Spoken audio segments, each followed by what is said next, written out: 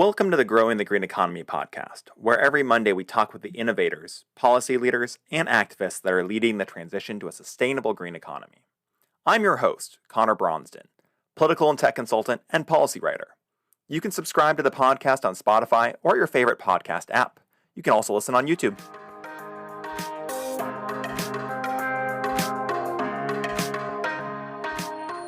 Today I'm talking with founder and head of design of House Cosmopolitan, Seattle-based Andrew Grant Houston. I've been following Andrew's work. Actually, I know him as Ace from following his excellent and informative Twitter at The Urban Ace. Highly recommend you follow. He always has innovative ideas to share, such as his vision for a Sound Transit 2040 proposal, develops a broad regional map that could be completed by 2040. And that's what we're going to be discussing today. Ace, thanks so much for sitting down with me, and I'm excited to get in depth with you. Yeah, thank you for having me, Connor. I am looking forward to this conversation and just telling you more about what makes me excited about transit. Yeah, and it's really great because I followed your work with Passive House. Ace is actually a certified Passive House architect and designer. I've followed your work about other urbanism topics. And so I love this ST 2040 vision, which I really see as a regional enhancer for developing the Puget Sound, which we both know has 1.8 million people coming to it in the next 30 years. Where did you come up with this ST24 vision? What inspired you? So I think the biggest part of why I created this vision was really recognizing that we were going to grow very quickly and understanding just the way that process works here. So for those who aren't in the area, we have ballot measures, which are called Sound Transit or ST next, or ST2, ST3. And so the next one, of course, is ST4. And so I said, okay, how can we make a comprehensive plan for something that really pushes and really recognizes how many people are actually going to move here in the next 20 years, roughly? And so that's where ST 2040 came from. And really trying to create something that was comprehensive and felt like everyone could get behind, because we know that it's not just people within our county voting on this. It's also Snohomish, which is to our north, as well as Pierce County to the south. And so getting them on board and trying to create something that could touch as many different places and existing communities as possible was the intent of this. And I think that idea of stitching together communities and trying to make sure that we have this integration and the regional backing of it is really smart. Thank you. It's something that is also potentially possible, assuming because we're recording this before the election, we get a Biden administration. Yes, please. Yeah, no kidding, right? One of the big facets of the Biden climate plan is actually investment in clean mass transit for communities of 100,000 people or more. And the Seattle area has at least 6 cities that are going to qualify for that, and Federal Way will probably meet that after the new census. So I think there's a definite opportunity there for funding. In terms of the broader vision, though, it's a massive network. Include an image of it in the show notes here. But how can we go about making this feasible? So I really think that it is about lining things up and making sure that we're ready for investment, like you mentioned, in terms of federal funding, as well as even just thinking about state funding. I know one of the biggest challenges within Washington State is actually the requirements as to where gas tax money goes. It has to be used for highways currently, but how do we think about changing that in order to actually use it for other types of transit investment, other ways of moving people in large quantities? And so the biggest piece for me was really trying to push the conversation by creating something like this, by creating something that was a full comprehensive look at the region, because for a lot of people, I know that they want to see a plan. They want to see some idea of how this is actually going to move forward, but also how they are personally impacted, because of course, Totally. Someone is not going to be interested in this kind of plan. And this happens a lot with transit ballot measures when they don't see where they come in. And so that's why I tried to make it as comprehensive as possible and make it as complete. But to get back at the heart of your question, I think it's about organizing both within the different jurisdictions of the different cities, different towns, even at the county level, to support this type of plan or something similar, just to create something that is really what we would love a built out scenario to look like. And then having that completed quickly enough so that once funding ideally comes online, and once we do have a more favorable administration, to say, okay, well, we already have our plan. We already have the support of our community. We're ready to go. So please just give us some money so we can run with it. Absolutely. And I think what you've done is you've set the terms of the argument, right? Mhm. We know there's going to be a coming ballot measure about Sound Transit. We know there's some early discussions around that. Let's push that envelope so that folks are saying, okay, we can do this amazing thing instead of saying, okay, let's just do these little additions. And I love that you've done that. Is that something, I think I saw that you did this something similar for Austin as well when you were living down there? Yes, it was something where in my past and living in Austin, so for those listening, I went to school at the University of Texas and I stayed afterwards. So I lived in Austin just shy of 10 years. And during that time, after I got out of school, I was involved with a group called Aura, which started originally just as Austinites for Urban Rail Action and then expanded into essentially anything and everything related to urbanism. But the biggest piece was light rail. And so we were actually part of a coalition that was against the 2016 plan. So there have been multiple types of light rail and efforts to get light rail passed. And we were actually against the 2016 plan. And part of it was this worry that we were going to invest in the wrong starter line. It was clear, at least to us, that the city and we'll say those stakeholders with a lot more money really wanted to push for this line, even though we knew that if it failed, then the city and residents were not going to be interested in investing in future lines and creating that like the next ST for Austin. Well, and that's why I think this is really important what you're doing because of that. Is you're saying before someone else can come out with something that doesn't actually match what we need, Yes. you're saying, okay, let's give this vision for what's possible, and then we can cut down from that based off of funding possibilities, based off of community support in different areas. Mhm. But here's the high goal of what we can reach. And so I love that you've gotten ahead of this and done exactly what you said we need to do, which is be prepared, set the terms in advance, Yeah. and next organize around it. In line with that, one thing as far as regional growth that I know we've both talked about and I've seen you write about in the past is obviously zoning and how we're creating growth around transit areas. A big feature of the plan you put together is having every Seattleite within a mile of a stop. Yes. How would we need to adjust zoning in Seattle in particular to fully take advantage of these ST 2040 lines? So within Seattle, I think it's really taking a hard look at the existing single family only areas and making that conscious decision of, okay, if we're going to invest this much money and time and energy in creating out this fully realized light rail plan, that we need to allow more people to actually live near that light rail because it's such an important asset for alternatives to just owning a car. I think to even touch back on the Austin map, part of the reason that I created that one and also this one is because there is always this bad faith argument around, do you build the transit first or do you build the housing first? Do you say, oh well, I can't build the transit because it's not dense enough, and then if you're trying to Right. build more densely, oh, but it's not being served by transit, so we can't actually build more.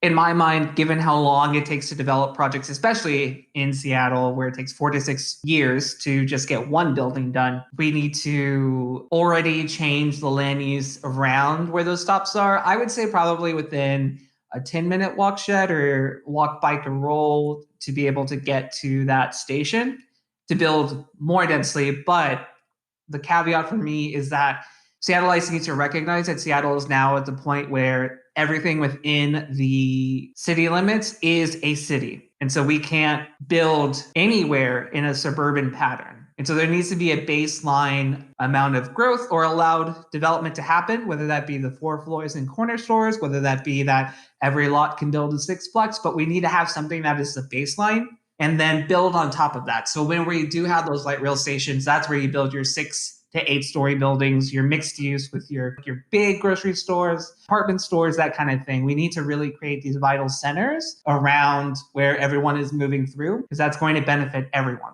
And I think a great example of that is somewhere like Northgate, where we have a stop that's coming online. We Yes. have the Thornton Creek development that is, mixed use.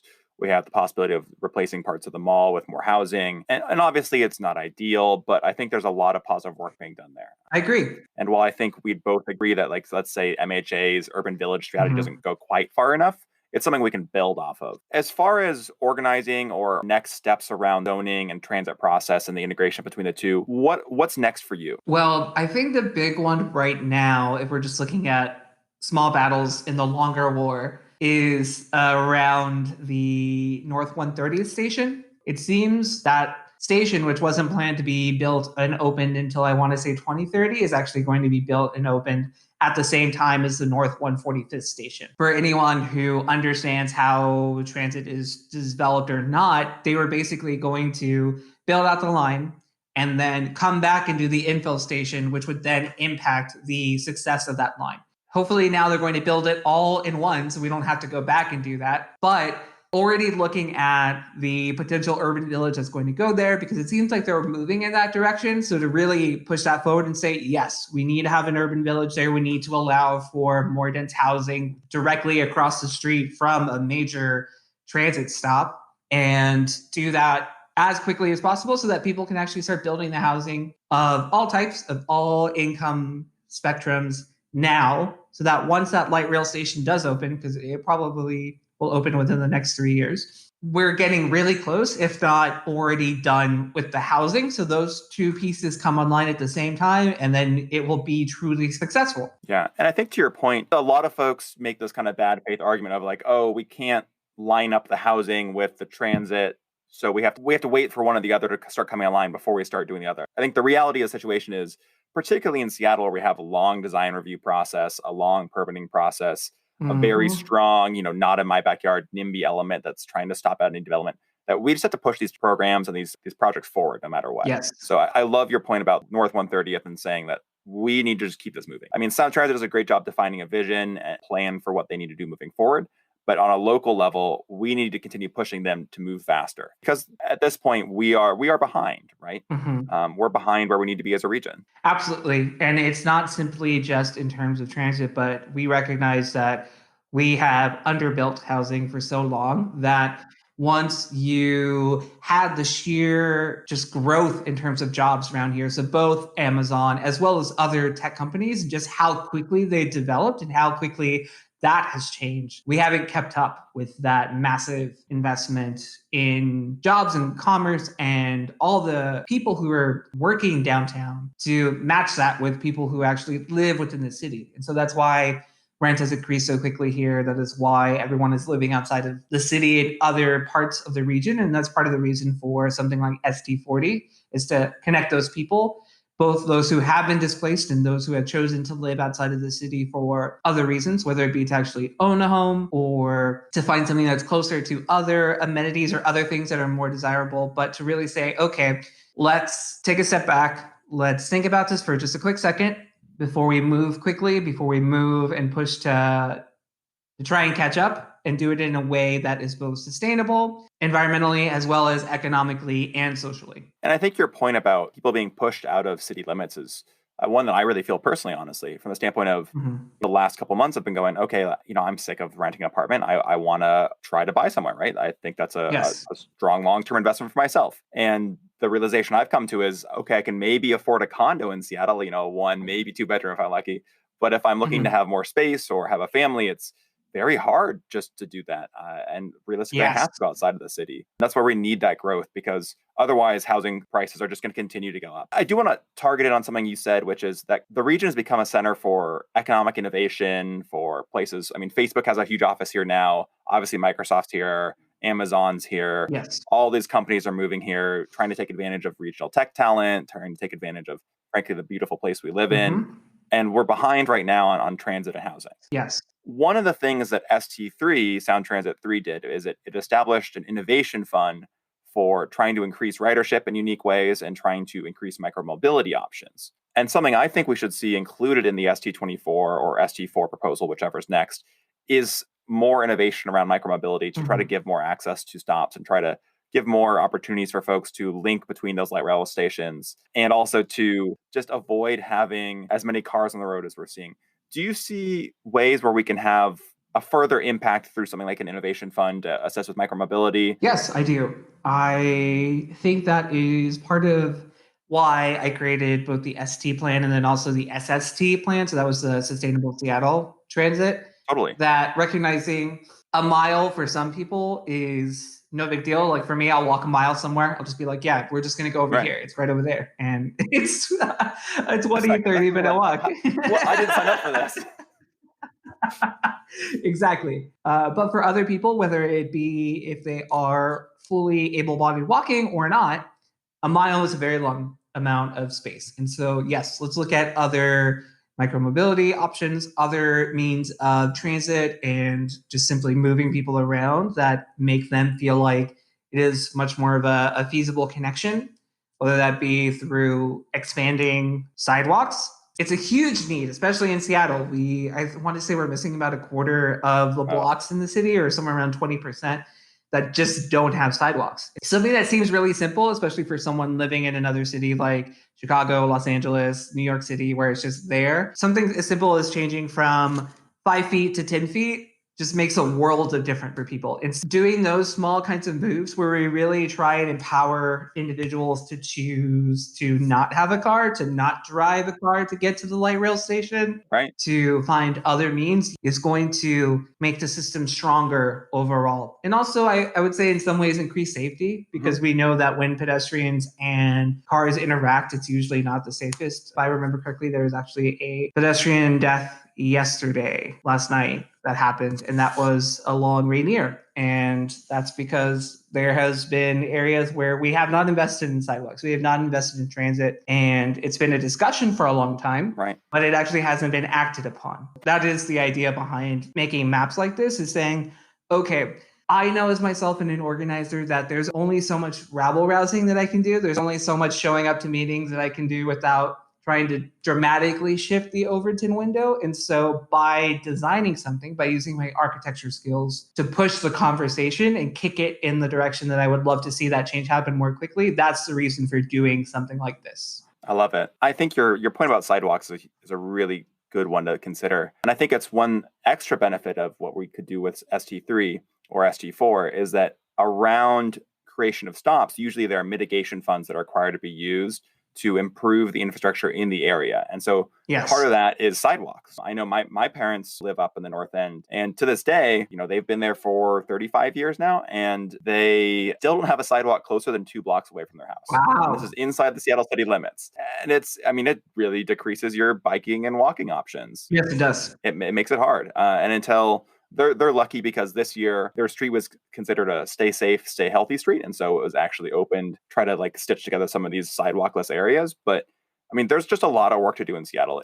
We've been running off this single family model and not really considering other modes of transit other than cars for way too long. So I love that you've created this vision. I think it's really fantastic. Well, Ace, thank you so much. I really appreciate you taking the time to sit down with me. This has been really interesting, and I always love talking to you. Yeah, this has been great, Connor. Yeah, anyone who's listening, I highly encourage you, follow the Urban Ace on Twitter. Fantastic stuff coming out there. Always has some new innovative idea. And if you're looking for someone who understands design and passive house and a sustainable building in the Seattle metro area, Ace, anything else you want to say to close out? www.housecosmopolitan.com. And so you can find all my information there, as well as the maps. Awesome. Well, Ace, thank you so much. Really looking forward to talking more about ST 2040 and the vision for it, and looking forward to having you back sometime soon. Thank you. Yeah, sounds good. Thank you, Connor.